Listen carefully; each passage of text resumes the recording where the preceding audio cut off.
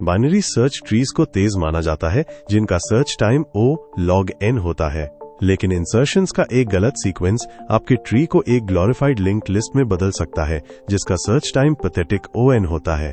क्या होगा अगर कोई ट्री अपने इम्बैलेंसेस को खुद ठीक कर सके? ये वीडियो एक रेड ब्लैक ट्री के सरल विजुअल नियमों को तोड़ेगा जो ये सुनिश्चित करते हैं कि ये बैलेंस्ड और ब्लेजिंग फास्ट बना रहे, सब कुछ 5 मिनट से भी कम में। Section 1, the core concept. एक रेड ब्लैक ट्री एक self balancing binary search tree है।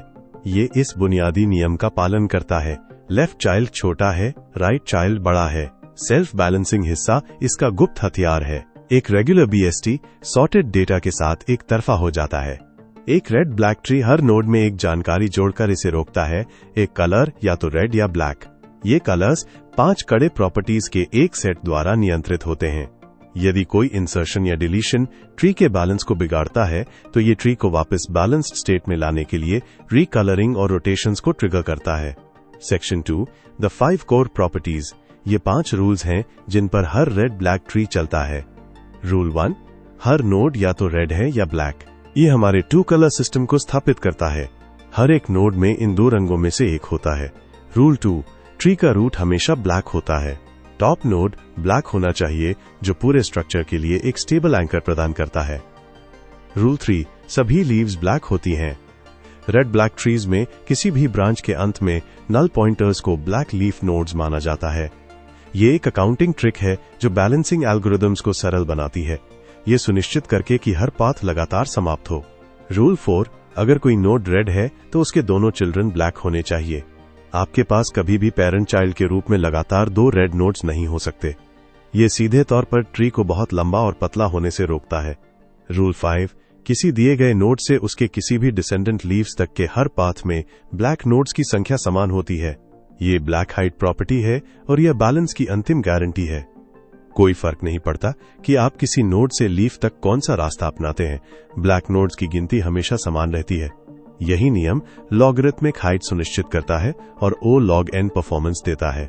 Section 3, a mini example in action. तो ये कैसे काम करता है? नए नोड्स हमेशा रेड के रूप में इंसर्ट किए जाते हैं। एक ब्लैक नोड जोड़ने से रूल 5 तुरंत टूट जाएगा, लेकिन एक रेड नोड जोड़ने से शायद केवल रूल 4 ही टूटे। अगर हम एक रेड नोड के नीचे एक नया रेड नोड जोड़ते हैं तो हमारे पास रेड रेड वायलेशन होता है। इसका समाधान नए नोड के अंकल उसके पेरेंट के सिबलिंग के कलर पर निर्भर करता है। Case 1, the uncle is red. यह आसान समाधान है। ट्री एक रीकलरिंग करता है। यह पेरेंट और अंकल को ब्लैक में बदल देता है और उनके पेरेंट द ग्रैंड पेरेंट को रेड में। यह समस्या को ट्री में ऊपर की ओर धकेलता है जहां यह हल हो सकती है या किसी और समाधान की आवश्यकता हो सकती है। Case 2, the uncle is black. अगर अंकल ब्लैक है तो हमें एक रोटेशन की आवश्यकता है, नोड्स का एक फेरबदल जो ट्री के आकार को बदलता है। उदाहरण के लिए यदि वायलेशन एक लाइन बनाता है तो ग्रैंड पेरेंट लेवल पर एक सिंगल रोटेशन स्ट्रक्चर को ठीक कर सकता है। रोटेशन और एक त्वरित रीकलर के बाद रेड रेड वायलेशन समाप्त हो जाता है और सभी 5 प्रॉपर्टीज फिर से संतुष्ट हो जाती हैं। Section 4, why it all matters. इन सब के बाद इसका लाभ क्या है? एक गणितीय वादा। नियम ये सुनिश्चित करते हैं कि रेड ब्लैक ट्री में सबसे लंबा पाथ सबसे छोटे पाथ से कभी भी 2 गुने से ज्यादा लंबा ना हो। ये ट्री को एक गारंटीड लॉगरिथमिक हाइट देता है।